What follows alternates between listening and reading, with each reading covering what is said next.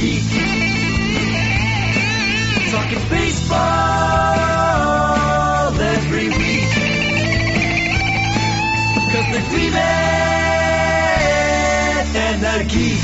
And welcome to Gleeman and the Geek. We have a leader in the clubhouse for worst loss of the season episode. Oh, John's really. I love how John's standards for this, which has become a thing, I guess. This is how this goes on this show. Much like John's theory that he could put a Major League pitcher's fastball in play.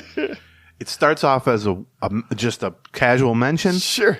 Then one of us gets sort of obsessed about it. We mention it 11 shows in a row. And then it's a thing. John's it started a while. I mean, was the idea that every season, I suppose every season that doesn't end in the World Series, so for the Twins, every season since 1991, has some sort of, you call it like a signature loss or the worst loss of the season, which has now evolved into, John's got a whole trade. I think I originally started sort of the low point of the season. Right. And we always use the 13-12 loss in Oakland in 2020. Yeah. Or the 2021. Or the loss to Cleveland, the Grand Slam. Yeah, there was about 3 of them last year in Cleveland. They were all in Cleveland. No, I was thinking 2019, the loss in Cleveland with the Grand Slam where they fell out of first place after being there for 2 months or something. We're like, oh, it's over. Yeah, but it wasn't. No, it wasn't. But that was still the worst. So John's obsessed now with finding the worst loss of the season. But here's my theory as to what's happened now that this has become something that John's sort of trying to measure and track and whatever. He's taken it a step too far. And now his kind of bar to clear to get that is higher than it's ever been in any other season ever. Sure. Like, if we would have watched that 13-12 Oakland loss, which is truly maybe the worst loss just in terms of gameplay that I've ever seen in my entire life. It was also like a week and a half into the season. Right. Too. It was. I think it was like the end of April or whatever. Yeah. John would have been like, let's hold off on that. And so now they lose Sunday's game to Cleveland, which Thursday's game to Cleveland. Wednesday's game. Wednesday's felt like game a Friday, Wednesday's Saturday, game. You're right. Yes. Excuse me. Monday, Tuesday, Wednesday was today's Friday. Hi, everyone. They lost game 3 of the 3-game Cleveland series. Let's put it that way. Yeah, let's speak in those terms. Sure. On some day of the week that ends in Y. It's early Friday. Let's try it. Nah, the earliness has nothing. I'm just dumb. I'm just old and dumb. That to me is like as you said, the leader in the clubhouse. Golf-wise for the worst loss of the season. But even then, John's like, let's hold off. I see something worse around the bend. But I'll say this. If there's one that's considerably worse, like clears that easily, it went really bad. Something went really bad. That's what I said. Because that was the statement the committee made, which was, history suggests there will be a worse loss than this. I don't know about that.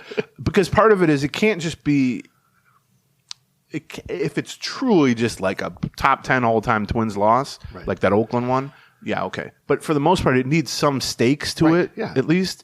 And so there's only 3 games against Cleveland left. Right. Now, you're saying they're going to do a Emilio Pagan versus Josh Naylor or something from last year. Sure. Which, I mean, if that does happen, they're in some trouble. But this week, just in general, it's not even this week because today's Friday, but those next 6 games, 3 at Texas, 3 at Cleveland. This is the whole thing right here, in my mind at least. And I don't mean that literally, obviously, but if you make it through, and we've sort of been mapping this out now for over a month, and it's really the last 6 of what was a 15-game stretch where this was true. But really right now, you lost, 2 out of 3 to Cleveland at home, which took your lead from potentially, they were a strike away from it being back to 7 with 28 games to play, which a 7-game lead with 28 to play, I mean, you're looking at 98% probably, something like that. I felt pretty good about that. Yeah. Now they're at 5. Now, here's the reality, and I know Twins fans are going to kind of reject this premise, but the reality is this morning, I think Baseball Reference had them at 93%, Fangraphs had them at 95%. I know that doesn't seem right to everyone. But you got to keep in mind, if they were tied, they'd be 50%. Do you know what I mean? Right. That's the baseline of this thing. Yes, and so to have, let's say they had a 1-game lead. Well, what would that be? 55%. Right. 2-game lead, 65%, and on and on. You get to a 5-game lead with 28 to play. It's, it's pretty good. You toss in the schedules, and both of those sites, it should be noted, are also viewing the Twins as a better team, which also factors into it. And that's not just because they have a better record. They're looking at like the players involved and the projections involved and all that. But here's what I'll say. If they don't at least hold their own here over these next 6, which are they play Tampa Bay in a week and a half from now, basically. Right. But other than that, these are the only remaining like tough. This is it. Like you make it through this little gauntlet here, right.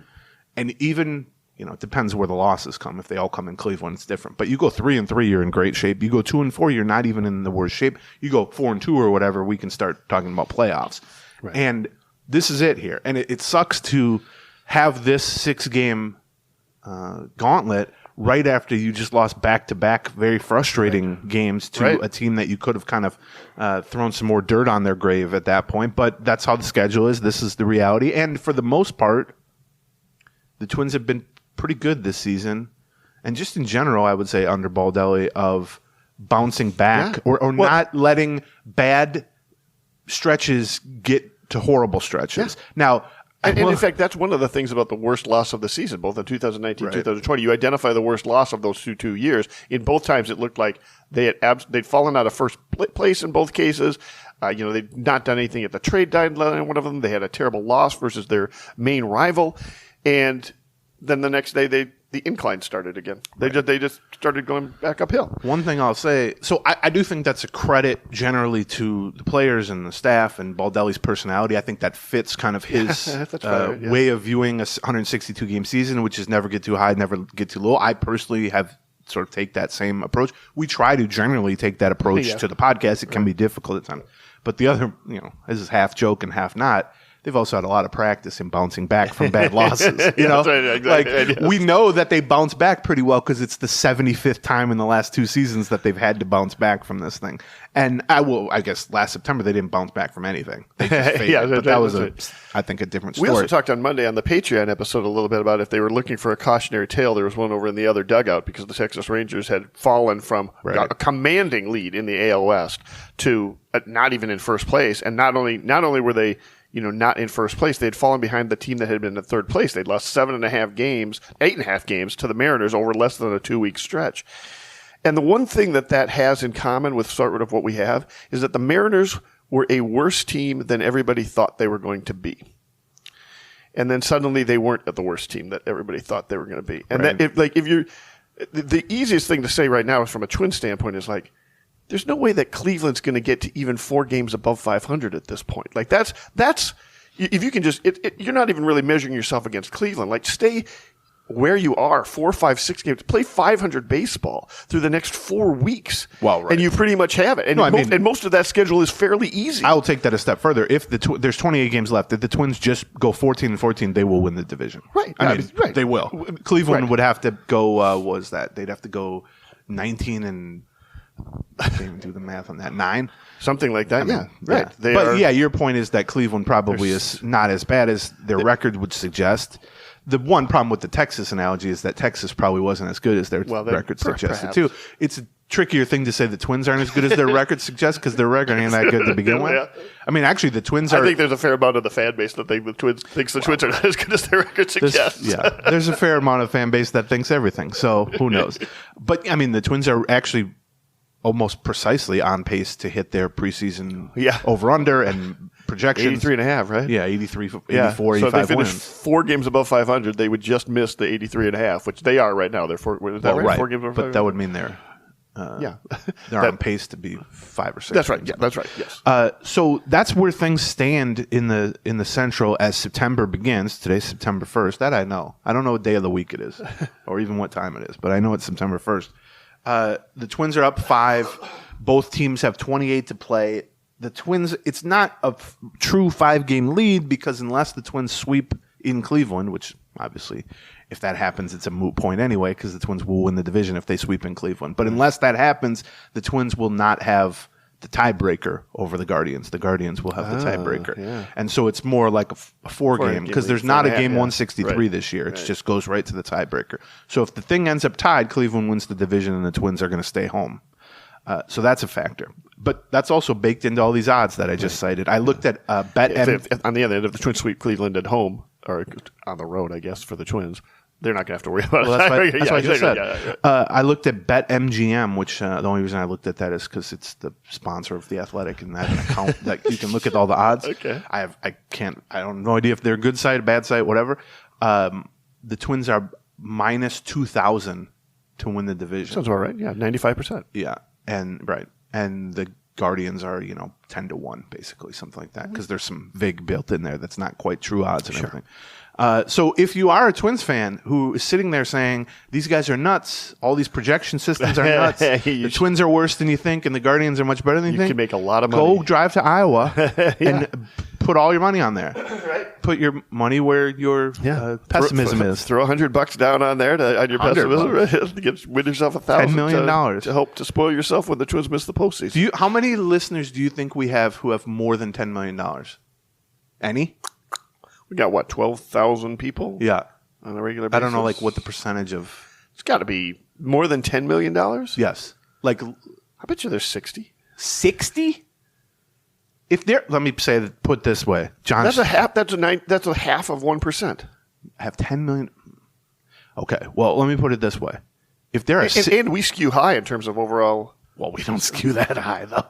Well, no, but I mean, what percentage of people in this world have $10 million or more net worth? Much lower than... It's like 0.1%. Well, okay, let me put it this way then, if you're right. That's John saying that. I don't buy it. But if there are 60 of you listen to this who have $10 million, give us some money. They already are. If they're on the Patreon, they already are. But I mean, give me 500,000. It won't hurt you. Think how good you'll feel. You've changed the lives of two schmoes who've been doing a podcast for 60 people. I thought you were going to say 2. Yeah. But, I mean, that to me, I'm just doing the math in my head, and that comes out to about where I think we probably... Go ahead and email... tweet at me if you have $10 million. And we'll become friends. I'll take you to lunch. Or you'll take me to lunch, I suppose. Where did that question even come from?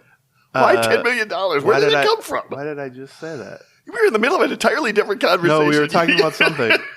I truly don't remember. Oh, to go bet. Oh, to go bet. Because you said put 100. I said put 100,000, and I was like, well, who has that much money? And then I was like, okay. I guess, if one of the poll ads are listening to this, there we go. We need 59 more of those. if half the poll ad family, okay, that could be a dozen people. Yeah, all right. Well, they should give us money too.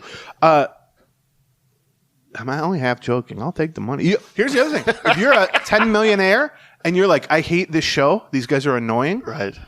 I'll take money and quit. Well, that's true. Yeah, I got everybody, as Ted DiBiase said, $1 million man. Everybody's got a price. I'll quit right now. I'll take 2 weeks off and quit. I'll just do the podcast by myself. Sure, for $10 million, do whatever. Okay, so here's like I said, they were 1 strike away. Yohan Duran throws the ball behind a guy. Almost hit him, which would have kept the runner on third. Right. Almost. Now, I think technically his bat path was a swing, but I'm not one of those people who are going to say that was a swing. Because it's like saying taking out a gun and saying dance. You shoot at a guy's foot. It would have been a very tough call against Cleveland. It was probably technically the right call because he did start to swing and his bat did go around, but he was falling down to avoid a hit pitch is why the bat went around. If I were in the replay office, I would say if you're literally forcing someone's body to the ground and their arms happen as they're falling to swing a bat in a motion, I would say. Also, Terry Francona is not moving real well at this stage, health-wise. But can you imagine the reaction of that dugout if they would have called it that way? So yeah, that makes it a very tough loss. Duran's been shakier of late. I think in general their bullpen has been pretty bad now since they didn't make any moves at the trade deadline to address the bullpen. Now there were no moves they were going to make at the trade deadline that would have stopped Duran and Jax from taking high leverage work. And we've seen some high leverage, some guys who we've kind of counted on in high leverage situations be a little shaky. Thielbar being one of them. He gave up the first run. Right. Well, I think it was charged to Pagan, but it came on with Thielbar in there after maybe a little overmanaging of the bullpen in that game. So their bullpen since the trade deadline, which means August, because the trade deadline was August 1st, they're 22nd in ERA with an ERA right around 5. And they're 18th in win probability added with a negative win probability. And negative. Well, yeah. I mean, it follows. Yeah, they've had a below average. Average is 15th. Right. And average is 0. And I would say that what's happened is as they've had fewer and fewer guys, they lose Brock Stewart, nobody really emerges as a trustworthy, 7th through 9th inning guy. as that's happened more and more, they've devoted more spots in their bullpen to just coverage guys. Like just, he can be a long relief, or he can be mop up, or he can be, piggyback starter, or he can be a bulk guy, whatever you want to call it. And so theoretically, that gives you the coverage of the innings you need. Except it doesn't really, as we've talked about for years, going back to Molitor, because when it's a close game or when you have a lead, you're still going to use the same 3 or 4 guys that you trust every time. Right. And so what's happened, I think, is some of these guys have struggled. Duran, Jax, Theobar, Pagan even has had a couple of shaky outings after being very good for like 6 weeks. Yep. Not terrible outings by any means, but those 4 have become the only trustable guys that they have. Dylan Floro hasn't emerged as that. They sent down Moran. Balazovic had a brief stint where he looked okay, but he got sent back down. And so they've had so many close games like they've had all season that the 4 guys that you trust to some degree, I mean, that's all relative to trust, those guys have been overworked. Yes. And then the other 4 guys who are just kind of there to soak up innings have been underworked or just regular worked.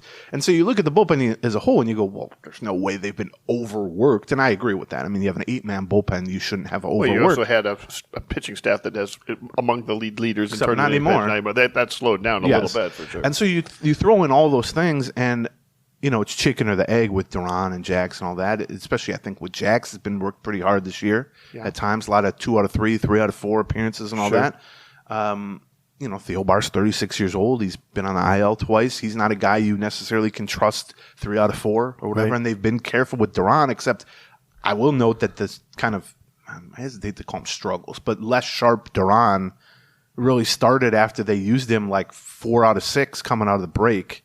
On the West Coast, he pitched back-to-back. He pitched 2 innings. I was even thinking even before that a little bit. That Baltimore series, he got used up pretty good and struggled a little bit. They definitely started to kind of push his workload a little bit, and it's impossible to sit here and say which affected which. I mean, he could just be having a rough stretch. He could be tired no matter how they used him.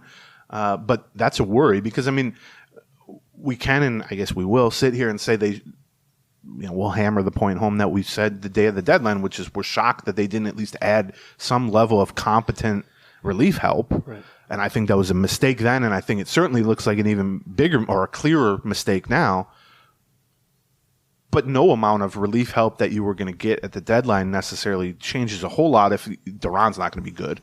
Well, you know what I mean? Like maybe this allows you, if you'd added 1 or 2 pieces that you trusted, to rest Duran a little more. Not use Jackson Duran every single time you had a lead, and maybe that plays out too. But I don't know. That's the choice they made, which brings us to the little waiver madness that there was the past, 72 hours basically, where news dropped via Jeff Passan and Ken Rosenthal, 3 days ago, 48 hours out from the August 31st deadline for postseason eligibility, which is why it happened that way, where the Angels put 6 or 7 guys on the waiver wire, and teams like the Mets and the White Sox, etc., put 1 or 2 guys each on the waiver wire.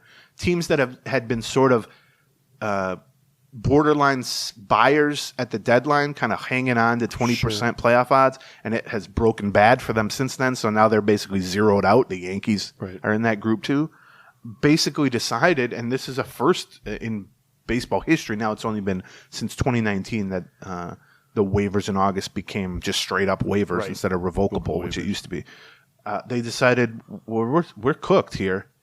Why do we need all these impending free agents? They're going to go. They're not. We don't want to play them. We're going to play some young guys down the stretch because we stink. Right. And let's get some money back. And for the Angels, they potentially get some money back. Yes. The Angels wanted to get some money back because they're cheap, and B, their owner is one of those guys who has more than $10 million but doesn't listen to the show.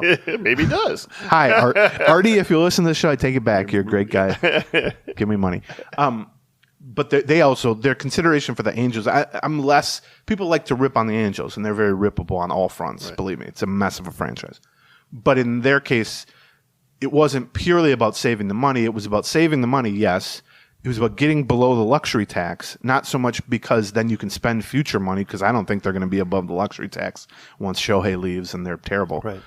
But by dipping under the luxury tax for even $1, the compensatory pick that they get for Shohei Ohtani, which he's leaving, it will be at second round pick equivalent instead of a fourth round pick. Correct. And I was asking somebody with the Twins, what value would you place on moving up 70 spots? Right. And they said, millions. Like it's worth millions of dollars. Sure. Like multi-million dollars. Maybe not $10 million.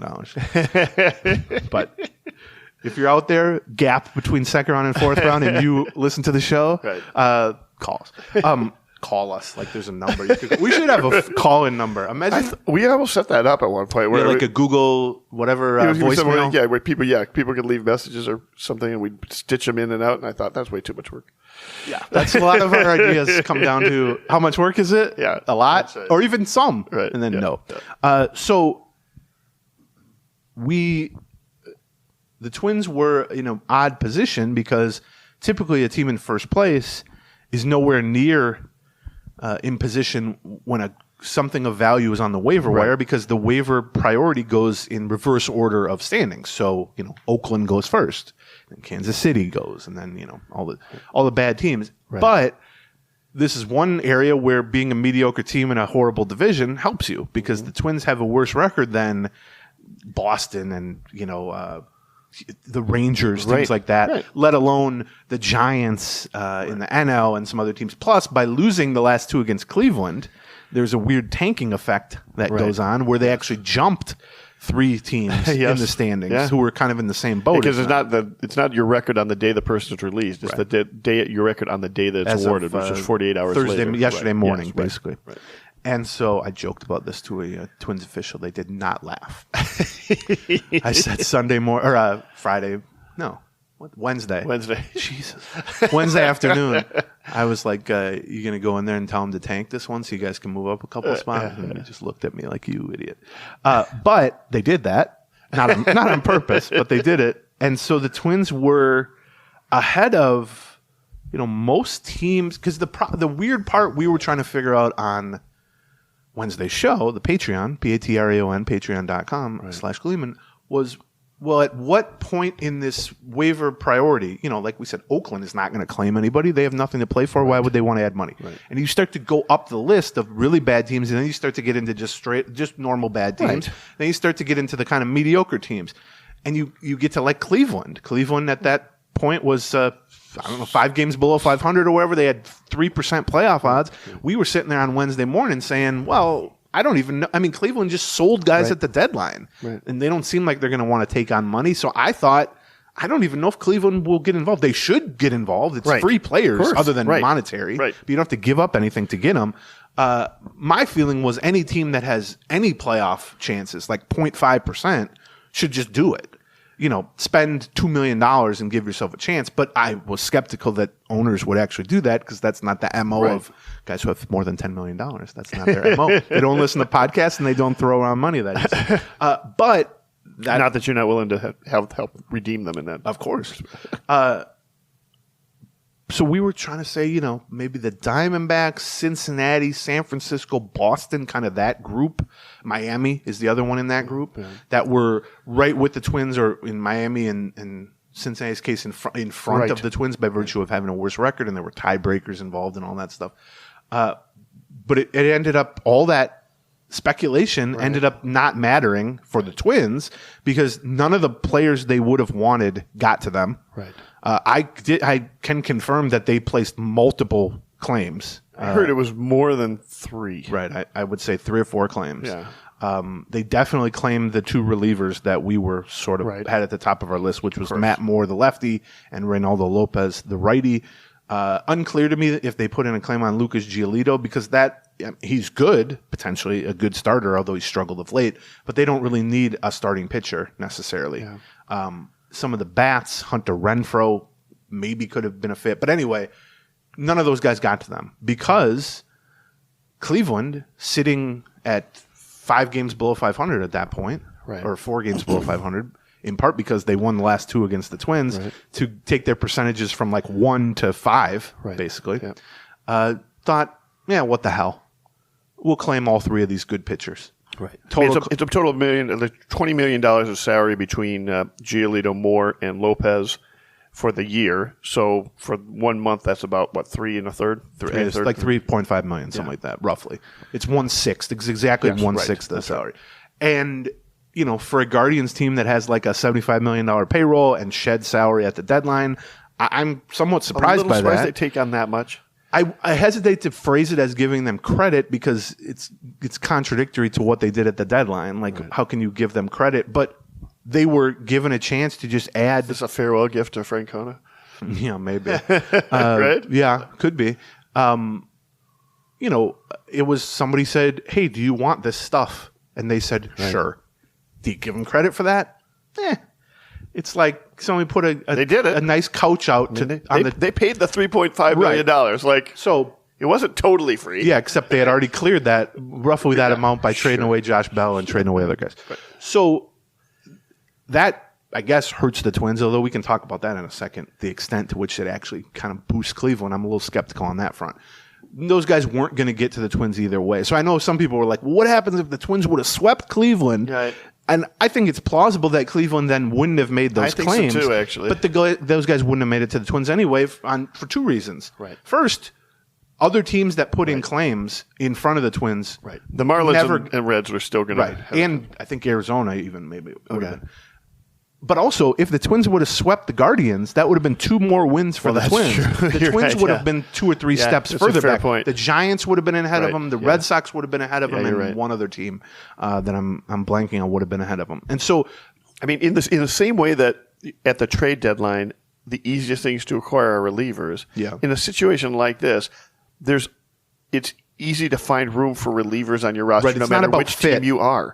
Right. Because you don't have to worry you've always got an 8th guy in the bullpen that you can get rid of and get off the active roster. Like Giolito, who under normal circumstance, every team would go, yeah, he'd be good. Except the Twins, like I said, don't really need a 4th or 5th starting pitcher. It's not to say they couldn't have claimed him or something like that.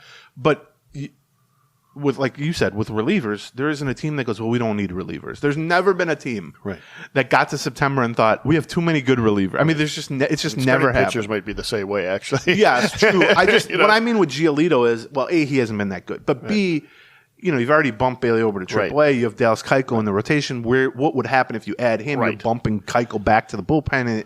I don't know that it's worth it for them necessarily, or that's how they would view it. And the same thing with the other guys we talked about were like Renfroe and Grichuk, right-handed hitting outfielders. Well, not that many teams need right-handed hitting corner outfielders because the ones that do need it, other than the Twins, went out and got it. And the Twins just, for whatever reason, have deemed that not a thing they need to address. Renfroe wasn't going to get to them anyway. I don't think Renfroe didn't get to them. No. Right. Randall Grichuk didn't go claimed. Yeah. I have trouble believing that. 29 teams passed on Randall Grichuk, including the Twins. So he's just either going to stay with the Angels or just get released. But it's too late for him to now be eligible for the playoffs anyway. So, yes, if the Twins would have swept the Guardians may not have ended up with these 3 players. You gave them a little, they could see some light through the casket. Right. You know what I mean? Yes. And so that's annoying for the Twins. But the Twins were never going to end up with anybody they wanted in this scenario anyway. Which they weren't too far off. You know what I mean? If another 2 spots or something. But this is kind of what we thought would happen as we tried to break it down best we could on Wednesday with the imperfect information we had Wednesday morning. Which is that it's unlikely because for so many of these teams, and I was skeptical Cleveland was among them, but they ended up taking this exact direction, which is why not? What is the $2-3 million? Yeah, I mean it's a lot, like we said, but that's not a lot for a team that has a $140 million payroll or even a $75 million payroll at that point. So, and that's how the Twins viewed it too. I mean, I talked to as many people as I could about this in terms of their thinking. Their thinking was, why not? Why wouldn't we? I mean, this is an easy enough little push to make. And so I think they're probably a little disappointed that they didn't end up with anybody. But part of me thinks they should have to play it out the way it, to use another golf analogy, the way it lies. Because they chose not to add any relief help at the deadline. They should be part of me thinks they should be forced to play out the hand that they've chosen. Right. Well, I mean, this was, even when this happened, our reaction was, this shouldn't be allowed to happen. Well, this is a fantasy football thing. So yes, a bad fantasy football owner throwing all his players out on the waiver wire to cause chaos. Yeah, I mean, I hate the idea that just bad teams can just go, yeah, here's a bunch of good players. You guys fight over them. We're done with the league, basically. Yeah. I hate that. And there's no, like I said on Wednesday, no self-respecting fantasy league would allow that to happen, or they'd kick that person out of the league.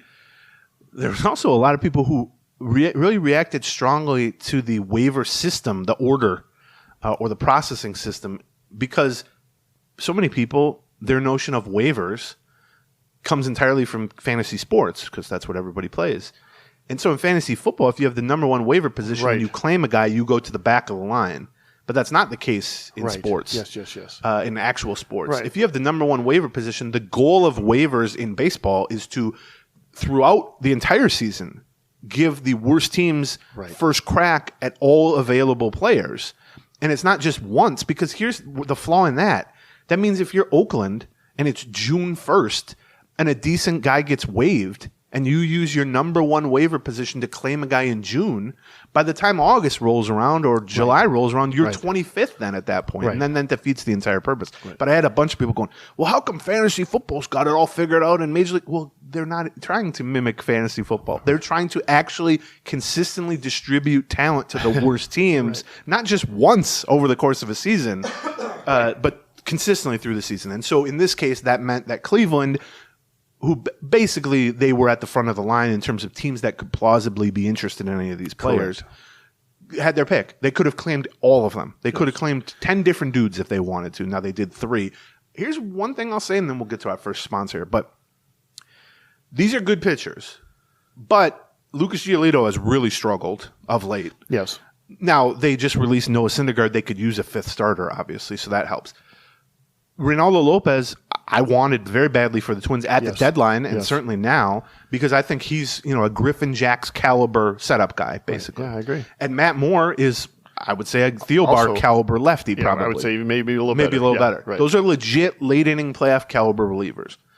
That's going to help any team. There's no way to spin that otherwise. But I don't know that bullpen or even bullpen depth was that big of an issue for Cleveland. I know their bullpen hasn't been as good, but what I mean is, you hand them Reynaldo Lopez, it's still going to be Trevor Stephan in the 8th inning. It's still going to be the same 3 or 4 guys they've used. Maybe he replaces like a Karinchak in the 6th or 7th. Yeah, right. I mean, and look, there's no way it doesn't make their bullpen better, but they already had like 3 or 4 pretty good relievers there. Clase is obviously still going to be the closer, although he's struggled at times this year too. I mean, what's your I think it's limiting the But what you're hoping for, even at the trade deadline, even if it was a month ago at the trade deadline, no matter whether you're trading for a pitcher or a reliever or a hitter, whatever, right?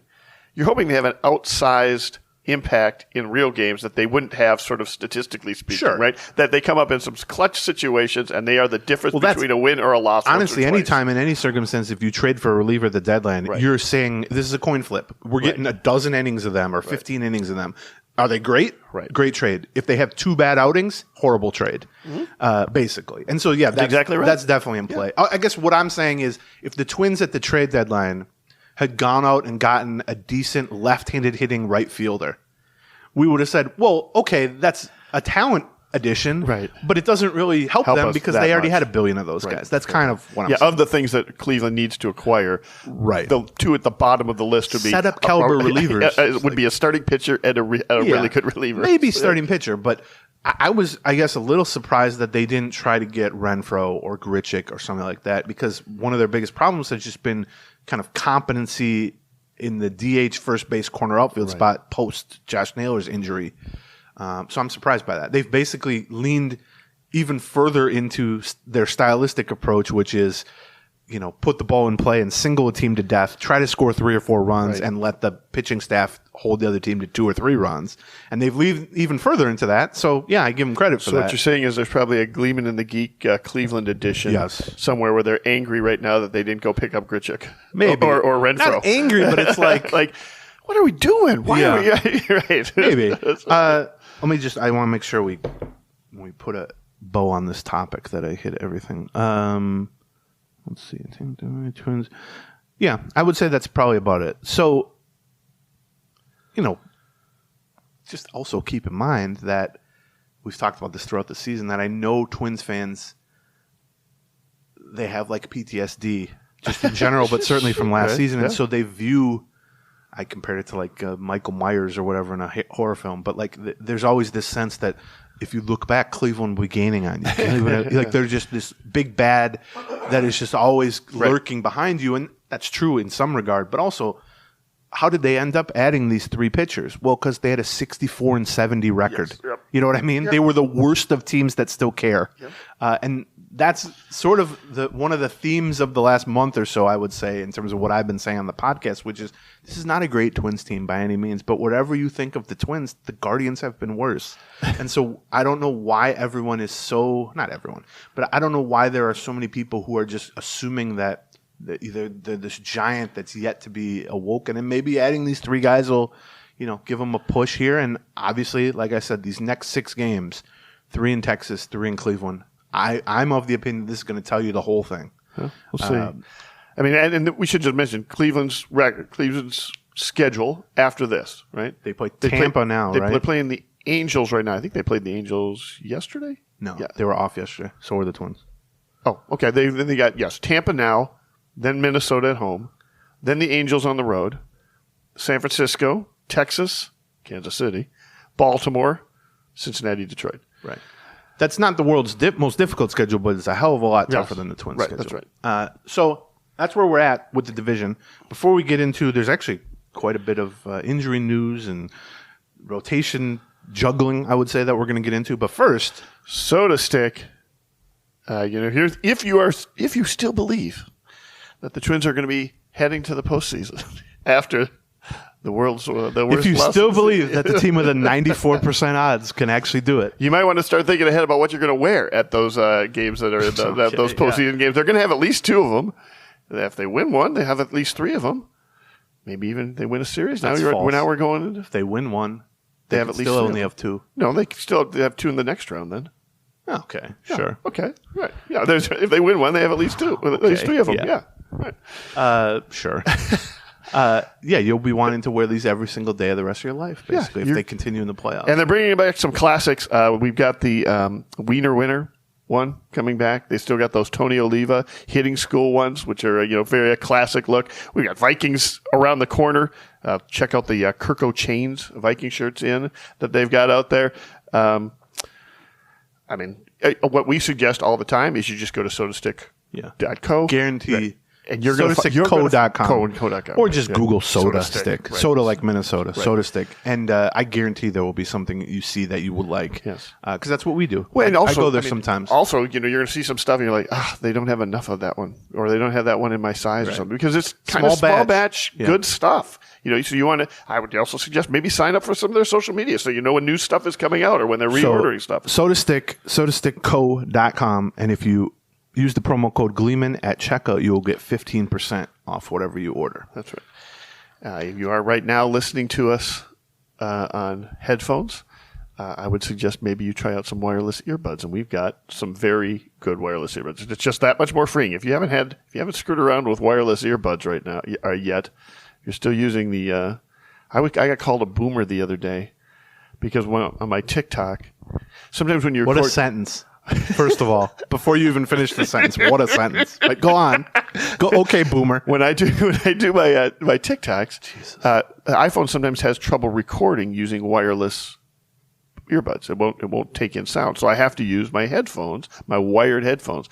And so on the TikTok, you've got a picture of me wearing wired headphones, and I got called a boomer for wearing wired headphones. Can you imagine the gall of someone calling a 56-year-old man a boomer? That's crazy. Yeah, exactly. But if you knew the wars, if you were around for the Gen X boomer wars, you would never do that to me. But if you would like to not be called a boomer on your TikTok, God, I can't believe I'm saying this. At least it's not about me, it's about you. Get some Raycon wireless earbuds. Yes. I've used them. John takes them running. Yes. I don't run, so I just sit on the couch with them and listen to stuff. That's right. They're great. They very easily sync to Bluetooth, so you never have to mess around with what's wrong with it. They have long battery life, which when you're me and you just wear them throughout the day, very good. If you're on a 3-hour meeting, Zoom, it's great. And you like them because when you go running, the actual fit in your ear becomes much more important. Yep. And they have a nice fit. And they're just lots of little. You can just tap them and it does various things. Like the engineering around them is just really well done. And here's the best part about it all is that a lot of these other brand names you have to pay absolute mint. It's a nice price point. You will find this is the thinking man's earbud in terms of like, I want to get a really good, solid, well-engineered earbud that isn't going to cost me break the bank. School's back in session, which means Raycon, which is Raycon, Raycon, is having their annual back-to-school sale for a limited time. Go to buyraycon, that's BUYRAYCON, buyraycon.com/Gleeman. You will get 20% off site, plus they'll give you free shipping. Nice. That's buyraycon.com/Gleeman to get 20% off, buyraycon.com/Gleeman. All right. Waiver madness. It was fun while it lasted. We'll forget these 3 days that this seemed like a big deal. I am curious to see if this becomes a thing, because the waiver process has been like this since 2019 when they put an end to the sort of the secondary trade where you have to pass a guy through waivers, and they put an end to that. So at any point in the last 3 or 4 years, teams could have done this. I tried to they really could have kind of done it before that, right? Like you could have put 5 of their better guys that were going to be free agents on the waiver wire. That has happened. Right. There's some famous Jose Canseco was a version of that. And then if somebody actually claimed them, you just let them have them. But the idea that it's just a free-for-all of free stuff that's been put out on the curb is brand new. And there's no reason that if it happened this year, it wouldn't also happen next year unless MLB puts some safeguards in place to ensure that, which I think maybe they should think about. I don't think it's a great thing that just... Well, it also seems like the kind of thing that collective bargaining, would you get some buy-in from both sides on. This is definitely something that has to be changed, I'm guessing, through the collective bargaining agreement, because it's core to that. I think one thing I would think some of the players aren't too crazy about this either. They could very easily do is like anyone with a major league contract above the minimum would have to approve the move as if they have like a no trade clause after the trade deadline or something like that. Because, if you make it through the trade deadline as a player, you shouldn't have to worry. And there's no trades after that. You shouldn't have to worry. You can always worry that you're getting released. Right. But if you get released, then you can choose to either not play or choose your next team. Right. If you make it through the trade deadline, you should be able to feel pretty confident that you're not going to get traded to a new employer, basically. Right. Just think if they were normal people with normal jobs. That's not a great scenario. Okay, you now go to Cleveland. You were just in Anaheim. Now you go to Cleveland. So no offense against Cleveland, of course. But the couple of things from the Cleveland series, which we talked a little bit about at Wednesday before the truly bad one. We could talk more about the Wednesday game, but, flush it. As some players like to say. We're going to try to flush that one. Yeah. As Sonny Gray said, we're going to have to forget about that one quickly. Okay. All right. People might have noticed, I'll say this as a little funny anecdote. So the mood after Wednesday's loss was, as you might expect, sullen. Right. It was like a morgue or a funeral in there. And simmering? How about that? No, it was just completely quiet. Okay. I didn't hear small talk. I didn't hear anything. Heads down, all this stuff. Always a fun environment to enter when no one wants me there anyway. Right. But we go and we interview Sonny Gray, who, he knows that's part of his professional responsibilities to talk about his start. And he basically said, that was a brutal loss, but we got to, move forward. It doesn't do you any good to sit there and stew on it or whatever, because we're about to face Texas and Cleveland, and if we sit here and feel sorry for ourselves, that's not going to do us any good. He also talked about, I do feel good about my own performance. Sure, yeah. I'm enthused by my last several starts, and that's absolutely true. I think he's the AL ERA leader right now, 2.9, whatever. But then the other thing, and he's been going deeper. Yeah.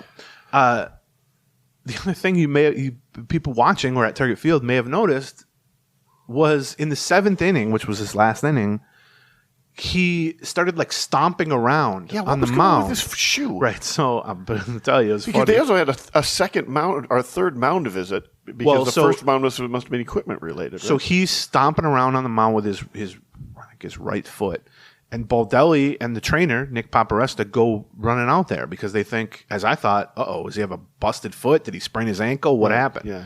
So they get out there and they both just sort of stand there, and then Sonny Gray sits down on the mound and takes his shoe off and like shakes it and then puts it back on and relaces it and stands up. Sand in his shoe. He had a rock in his shoe. He had a pebble in his shoe, basically. But then, so I'm going to read you this.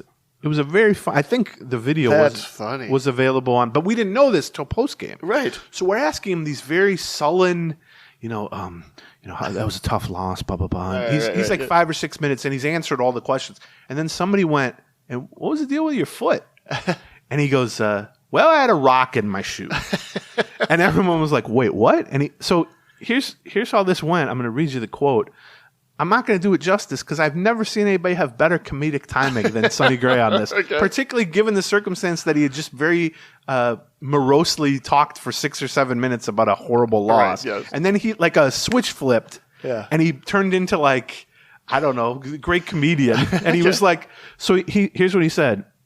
He goes, you ever have a rock in your shoe? Basically. Well, he didn't put on that. But I'm not going to do a Tennessee accent or whatever. I won't insult him that way. But imagine this. You guys have seen Sonny Gray. He's a very serious man with serious thoughts, except for this.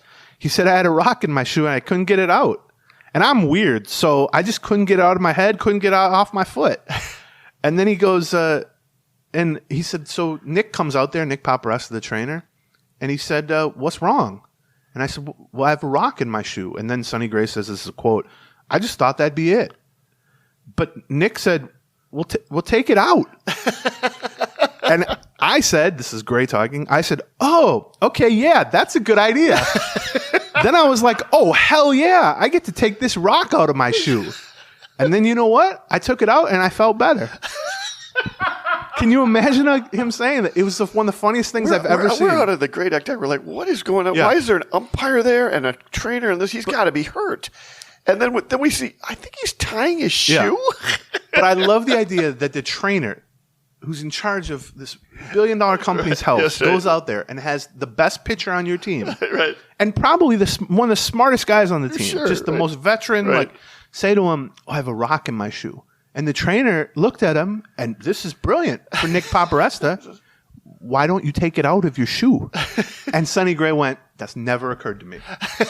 Yes, I'm going to do that right now. I'm going to sit down. Awesome. Which sometimes it can be that easy. Sure, right, yeah. But yeah, Sonny Gray was very funny. I think there's some video of that on BSN or whatever. Because you'll hear, after he says that, first we're like, you'll hear a little murmur of laughter as we basically go, was he trying to be funny when he says this? And we realized, yes, he was trying to be funny. But he was telling the truth. I mean, so, yeah, that's Sonny Gray. And then I of course, turned it into a forced metaphor for Cleveland being a rock in the Twins' shoe. Of course. And if only they were that easy. That's what I wrote about it. Okay, so that's what happened in that start. I do think the two things, we saw it more in the Texas series, but the part of it. But the two things they didn't address at the deadline were bullpen help, which, as we've talked about, has become a real issue since the deadline, last 3 or 4 weeks.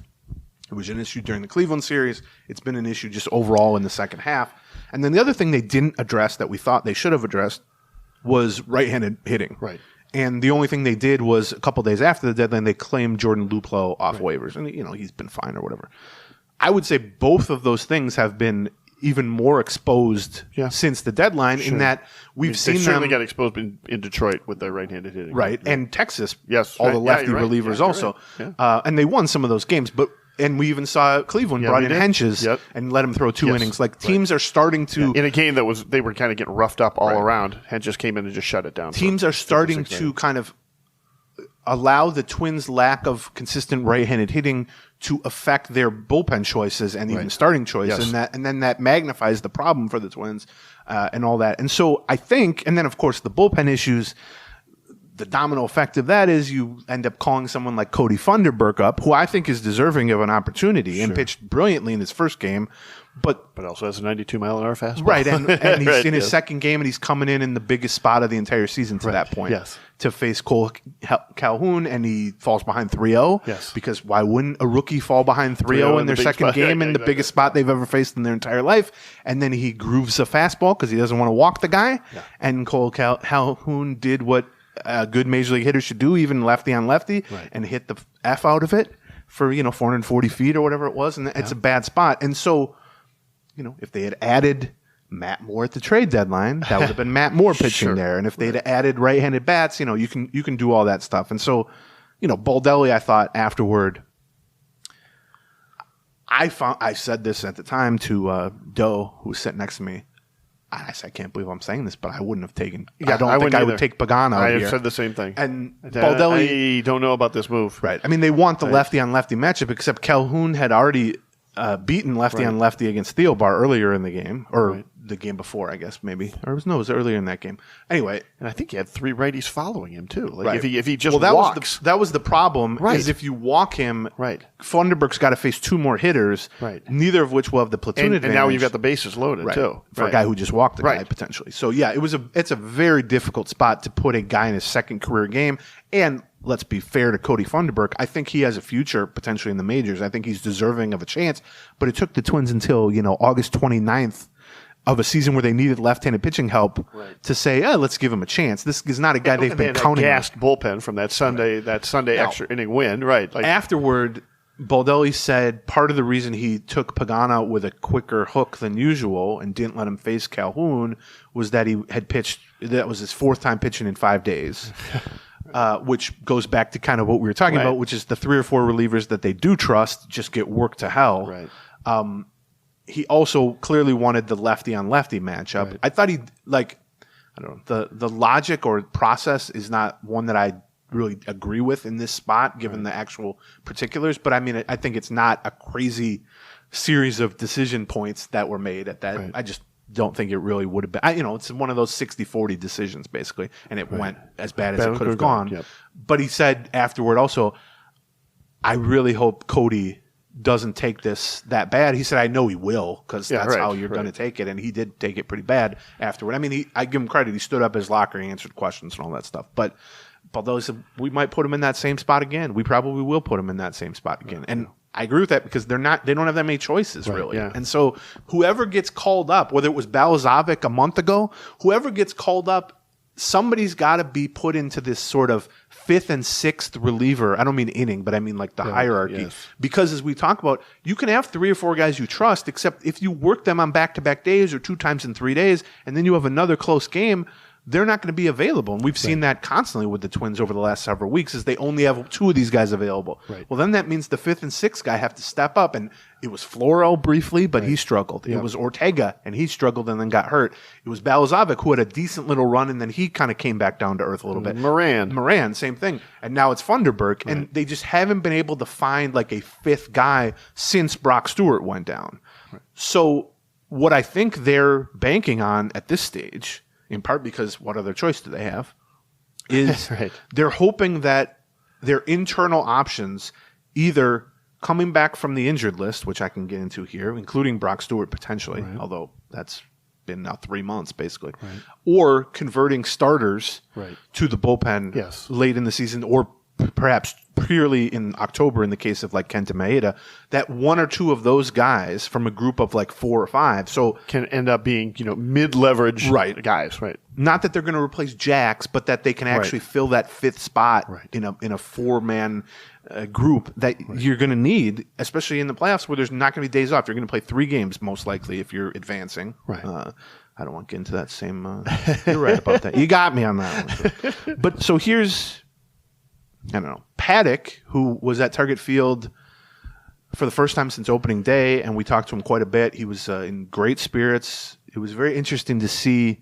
how excited Baldelli, coaches, and players were to see him. Chris Paddock back here. Like every single guy, we were interviewing him in the hallway, basically, and every guy who spotted him interrupted the interview, which is fine, and was like, so excited to see this dude. And talking to him, I've talked to him a few times before, but he was very forthright, talking about the process and second Tommy John, and kind of he wants to prove himself again. And what he basically said was, look, I've been a starter my whole career. I think I'll probably be a starter next season for the Twins. He's got a contract with the Twins.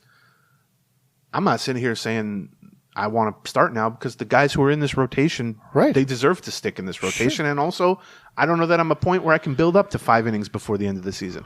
He told them, this is what he told us, that he told them, if you need me for 1 out in September as a reliever, I'm here for it.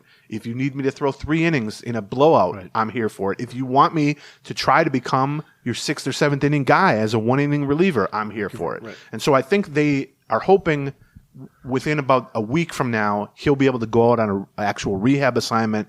You make 2 or 3 appearances there, then you don't really need to be building up your pitch count anymore. Right. It's more just about kind of how his arm bounces back the next day a couple of times. Yes. Maybe you want him to go back-to-back once, although I don't know about that. But from a stuff standpoint, he said he's throwing as hard as ever. He feels good. I know that the Twins officials have been encouraged by like his side sessions and bullpen sessions and all that. So, yeah, I mean, that is Chris an Paddock option. absolutely could be an option. A fourth or fifth reliever. Right. Jorge Alcala, same thing, has been throwing live BP. He threw to Kirilloff and Buxton and Nick Gordon the other day. He is about to go out on a rehab assignment also. He's basically been out for 2 years now. Right. Could he be that fifth guy? Sure, although he's such a huge question mark at this point. I mentioned Brock Stewart, who's been out since June. Well, Brock Stewart at even 90% of what he was in the first half is one of their best relievers. Right. But also they've been pushing back his timetable this whole time. Right. He keeps saying, September 10th or whatever, but we're coming up on September. This is the third comeback he's tried to make from this injury that he suffered at the beginning of June. Yes. Right. So, and what he says is, well, this comack feels a little bit better than the first two comebacks, but we'll see. But also, it has to. Right. You know what I mean? Right. It's Maeda, who maybe has been showing some signs of wearing down a little bit as a starter, or he's just had a couple of not great starts. I do want to touch at some point about the starting pitching in this Cleveland series, because that's one of the things that we talked a little bit about going into it. Like, okay, we get a chance to see the three arms we think we're going to be seeing in the postseason. Two of them did not do very well. Sonny Gray was phenomenal. Right. And then Lopez and Maeda were not. Yeah. So we're going to see Lopez, Gray, and then Joe Ryan will be the three in Cleveland. Right.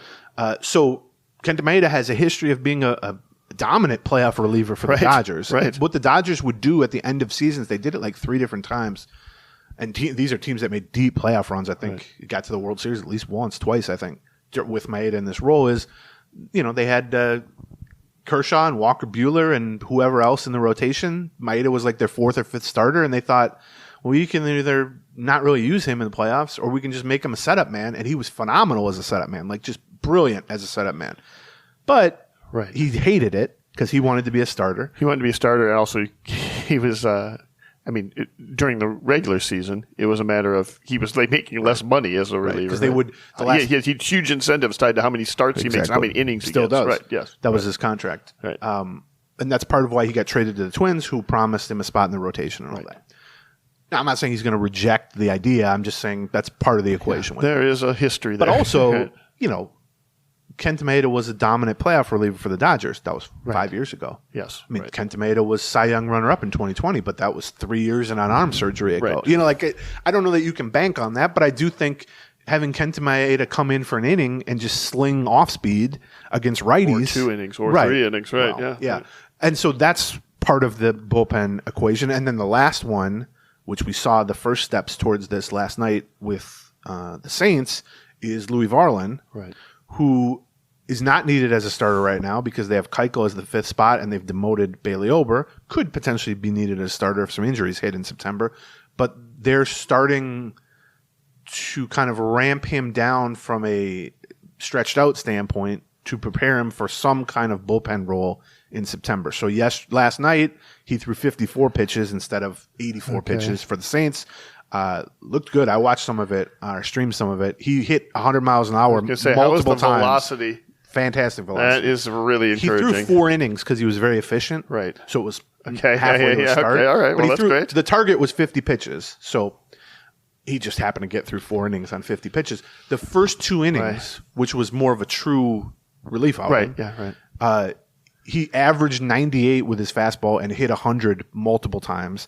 Then the 3rd and the 4th inning, which that becomes more of a starter workload, he was like 96, 97, topped out at 98. But yes, very clearly, which he has said in the past, and they believe, he's he can ramp prime it up. Candidate for max effort, can add 2 or 3 miles an hour, and he's topping out at 100. I mean, that's something.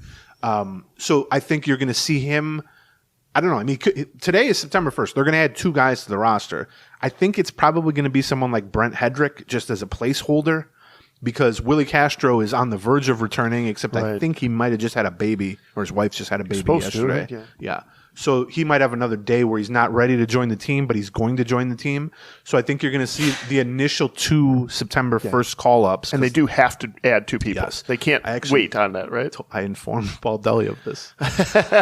He goes, we might just do 27 and wait for Willie. And I said, no, you won't.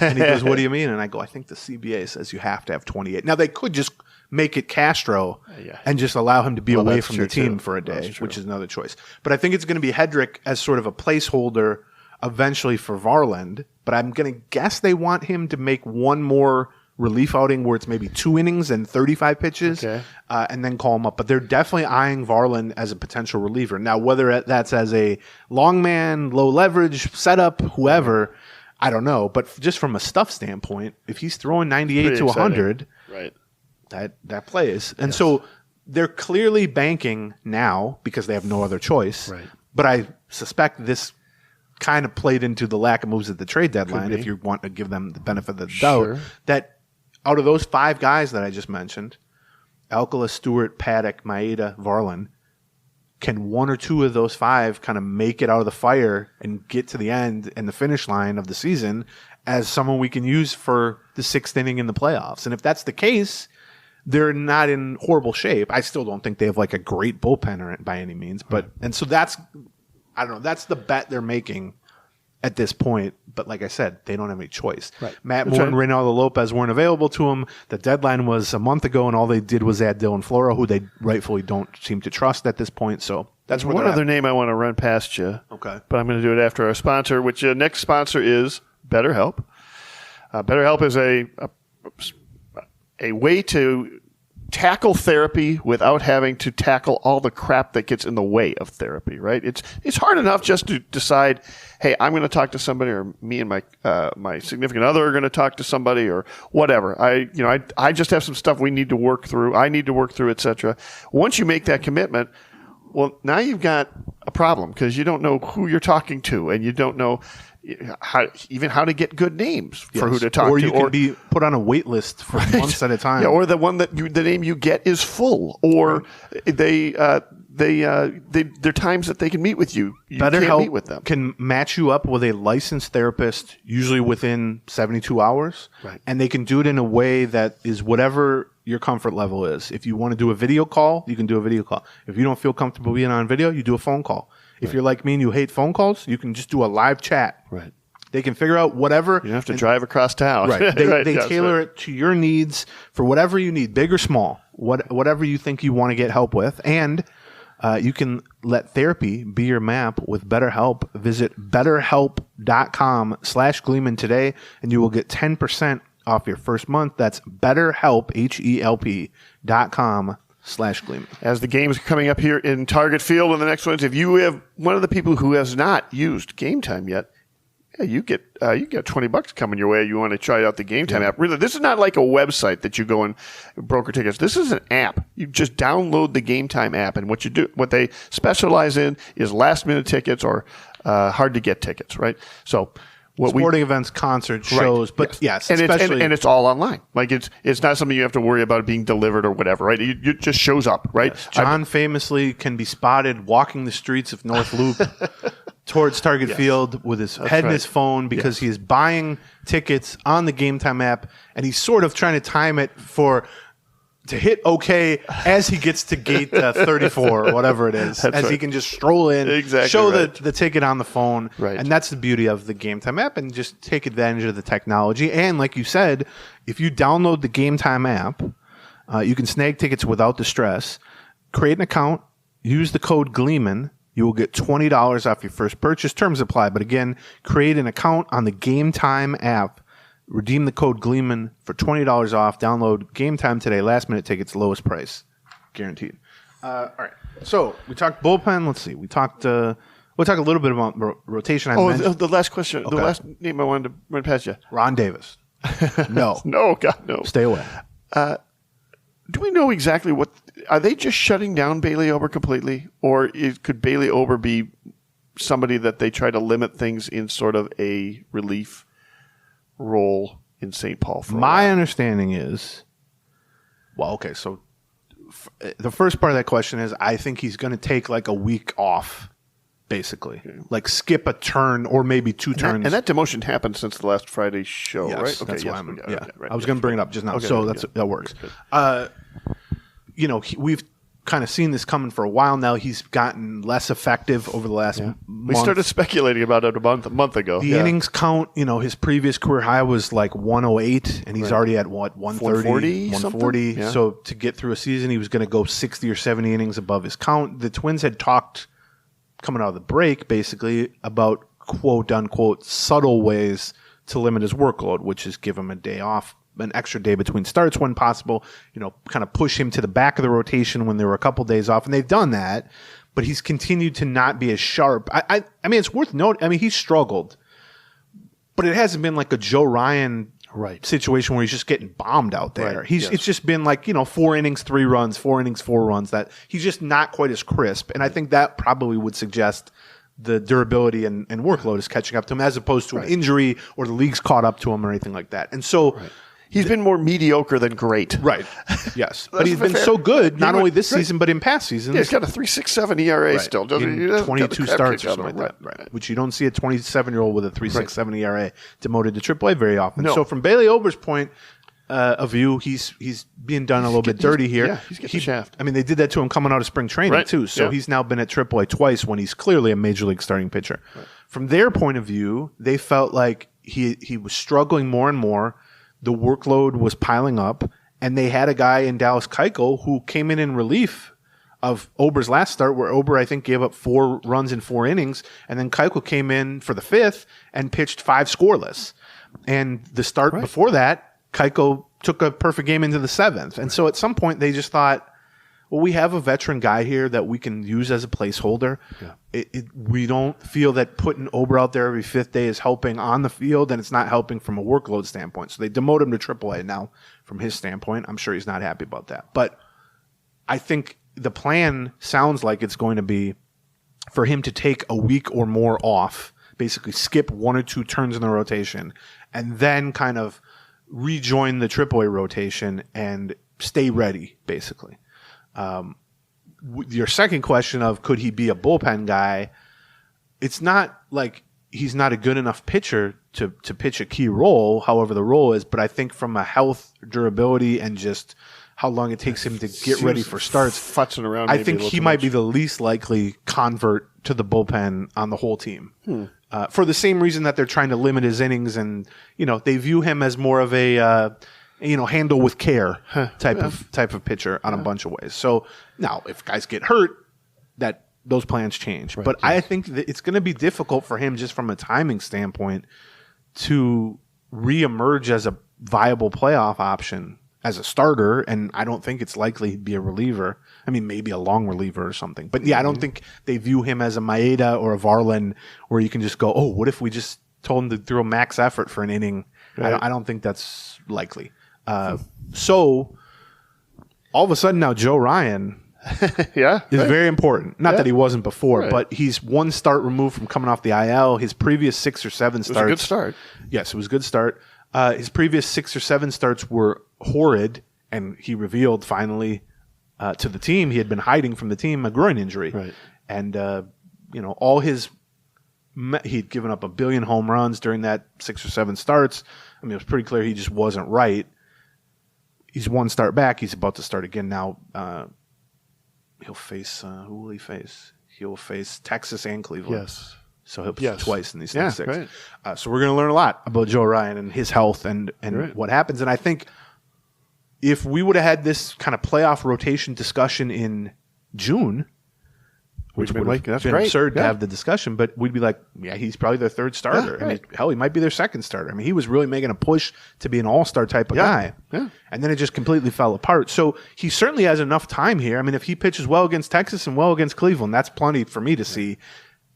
He could reemerge as the 3rd starter, which then would allow them to move Maeda to the rotation, setting aside whether you think Ryan or Maeda to the bullpen. Excuse me. Right. Setting aside whether you think Maeda or Ryan is the better choice for the 3rd starter, but if it's a toss-up, or even if you think Maeda is slightly better, you might choose Ryan for that role because it enables you to use Maeda as a reliever, whereas I don't think they would use Ryan as a leverage reliever. I have to imagine for that initial 3-game set especially, those starters are going to have such a quick hook, especially if you've got somebody like Keuchel and Maeda sitting back there like, well, we can bring them in inning 3 and they'll last through inning 6 and now we're back. Particularly the third starter because that's a do-or-die game. Well, that's true too. I mean, third starters, and do-or-die, game 7, game 5, game 3, whatever the scenario. Right.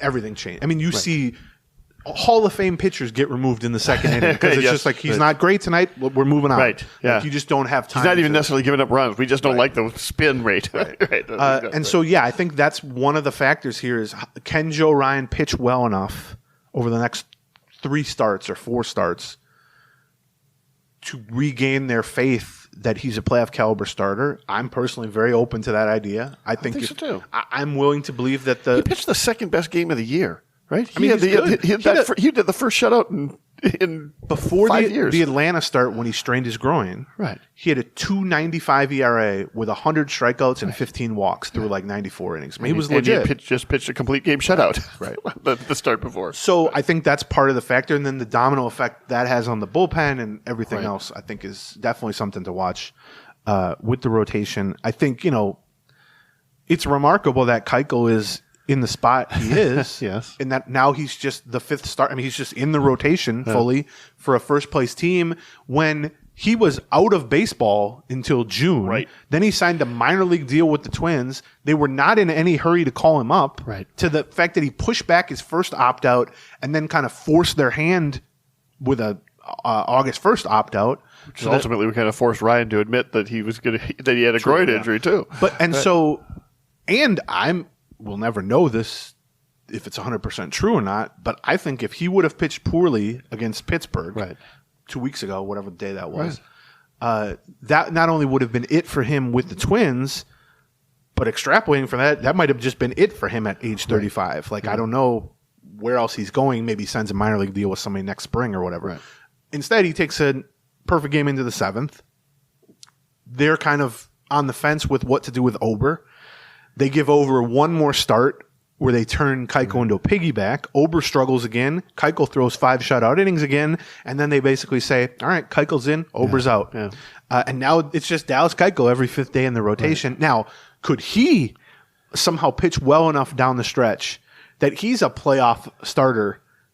I've been skeptical of Keuchel every step of the way here. Yeah. So I'm not a reliable narrator on what may or may not happen here. I just would have such a hard time. Now, I guess there are certain matchups if you're facing a team that has a lot of really good left-handed hitters. Maybe. That you view him as more appealing than a Joe Ryan or a Kenta Maeda, although Ryan's been better against lefties and Maeda can get lefties out too. But I think most of their likely opponents, Mariners, Astros, Rangers, even Blue Jays, are pretty right-handed anyway. And so that's not, I don't know. I don't want to throw out a 35-year-old lefty who can't strike anybody out in the playoffs. That's just not something I would want to do. But I've been wrong about Dallas Keuchel pretty much on every front here so far. So who knows? But I think that's kind of where the playoff rotation stands. I think it's going to be Lopez and Gray or Gray and Lopez for games 1 and 2. They got to get those guys to the finish line feeling good too, obviously. Yeah. I think it's going to be either Joe Ryan or Kenta Maeda for a potential game 3. I think they would very much like Joe Ryan to take hold of that and make that an easy decision, in part because I think he's a higher upside third starter, possibly. And in part because they wouldn't mind having Maeda in the bullpen. Okay. Multiple weird roles. And then the other thing that we really haven't talked about, it seems like it happened a while ago, but Buxton and Kirilloff have joined Willie Castro in rehabbing with the Saints at AAA. Buxton played a game in center field 2 nights ago for his first time in over a year in center field, like 370 days or something. He played, I think, 7 innings, had a couple of balls hit to him, had a hit and 2 walks, seemed to run the bases okay. Then yesterday was a scheduled day off for him. Yep. The key will be, how does he feel today? Yeah. Can he DH today? I'm going to guess that would be what they'd want him to do. Then can he play center field tomorrow? Right. After DHing today? And if you do that and you get a few more hits and you run the bases, then you start to think, all right, well, how many more times does he need to do this before we say, all right, let's do it? Yeah, right. Kirilloff, the thing he really needs to prove, I mean, Buxton needs to hit also, but what Buxton is really trying to prove with this rehab is I'm healthy enough to play, period, but then I'm also healthy enough to actually play some center field, even if it's once or twice a week, because that's the role they need him for, because a pure DH, Byron Buxton, only works if Byron Buxton is great and your other DH options are middling. Right. And neither of those things have been true this season. With Kirilloff, he's got to show he's healthy. That's always with Kirilloff.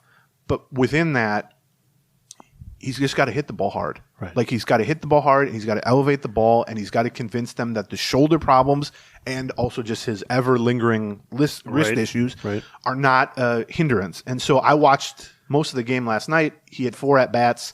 He had 3 hits. One was nearly a homer to right center. Okay. It banged off the wall in right center. And in fact, the announcer, Sean Aronson, who does a great job for the Saints, he's also their media relations guy, thought it was a homer at the time. Sorry, Sean. He does a great job, though, I'll say. So that's good. He put the ball in the air to right center. He pulled it. He hit it 400 and something feet. It banged off the wall for a double. He also had 2 singles. One was kind of a ground ball, hit sharply, but a ground ball up the middle, and the other was a very textbook left-handed hitter singling in front of the right fielder. Just, line drive, but low line drive, just sort Texas leaguer kind of? Yeah. I mean, he has a lot of those. But the near homer is the one you go, all right, he's driving the ball. And so he played first base last night. They turned a nice, who was it? It was a ground ball. Varland was in a little trouble in his 4th inning. Okay. I think he had 1st and 3rd with 1 out. Sharp ground ball to Kirilloff, scoops it up, throws to Brooks Lee at second base. Nice. Brooks Lee then throws back to Louis Varland, who had covered at first base.